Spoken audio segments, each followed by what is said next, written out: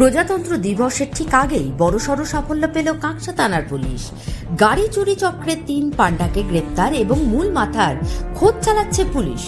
ঘটনা প্রসঙ্গে জানা যায়, পানাগড় বাজার সংলগ্ন ব্যস্ততম রাস্তার উপরে দাঁড়িয়ে চলছিল একটি 10 চাকার লরির নাম্বার প্লেট পরিবর্তন। তারই সঙ্গে চলছিল গাড়ির পুরনো রঙের ওপর নতুন রঙের প্রলেপ।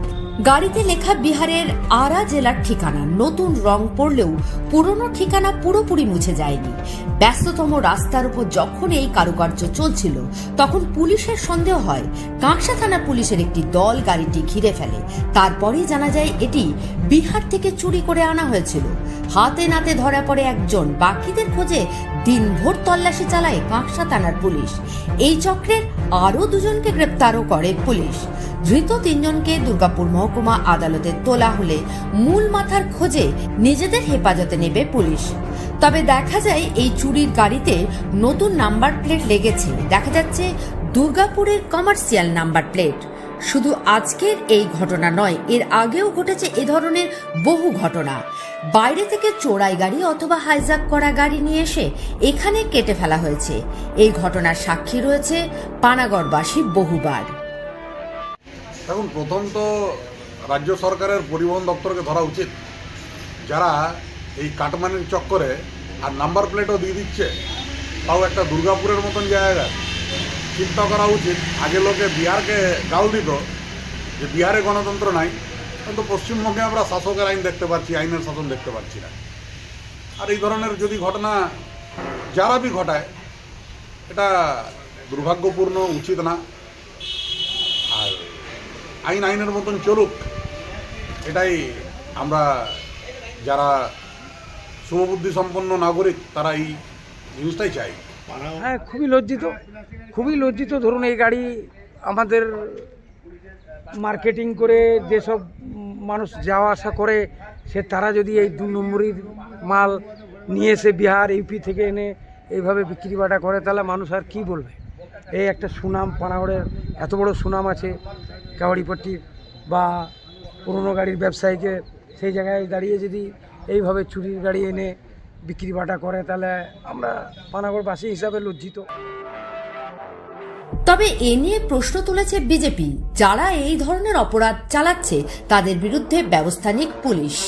অন্যদিকে শাসক দলের দাবি, বিজেপির অভিযোগ ছাড়া কিছুই করে না। পুলিশ সক্রিয় ছিল বলে এই গাড়ি চুরি চক্রে পান্ডাকে গ্রেপ্তার করেছে। বিজেপির তো খেদে কোনো কাজ নাই, শুধু ওরা অভিযোগই করে। প্রথম কথা, নতুন গাড়ির নাম্বার প্লেট হয়েছে কি পুরনো কোনো গাড়ি লাগিয়েছেন, সেটা ওইখানকার যারা ব্যবসায়ীরা আছে, যারা ওইখানে অ্যাসোসিয়েশন করে বসে আছে, যারা প্রেসিডেন্ট আছে, এই কাজগুলো সব ওনার দেখার। আমাদের পার্টির এইখানে কোনো কিছু করার নাই। তাতেও কিন্তু আমরা সামাজিক এই চুরি চামারি যারা করছে তাদের বিরুদ্ধে আমরা থানাও বলেছি। আর প্রশাসন, আমাদের রাজ্যের প্রশাসন খুবই কিন্তু অ্যাক্টিভ আছে, যে উনি সঙ্গে সঙ্গে এই কাজটাকে আটকিয়ে ওই গাড়িটার কিছু লোকদেরকে অ্যারেস্ট করেছে। আমরা চাই এর মধ্যে যারা ইনভলভ থাকে, প্রেসিডেন্ট হোক বা কাওয়াড়ি অ্যাসোসিয়েশন যেন বড় লোক হোক, তাদেরকে ধরে এই জিনিসটাকে বন্ধ করা করি খুব তাড়াতাড়ি দরকার আছে। উল্লেখ্য, সারা ভারতবর্ষের মধ্যে পানাগড় বাজার পুরনো গাড়ির যন্ত্রাংশের বৃহত্তম বাজার। সারা ভারতবর্ষের বিভিন্ন রাজ্যের মানুষ এখানে আসেন কর্মসূত্রে। সেখানে এই ধরনের ঘটনা যথেষ্টই আলোড়ন ফেলেছে। Bureau report, activist Bangla, Panagarh.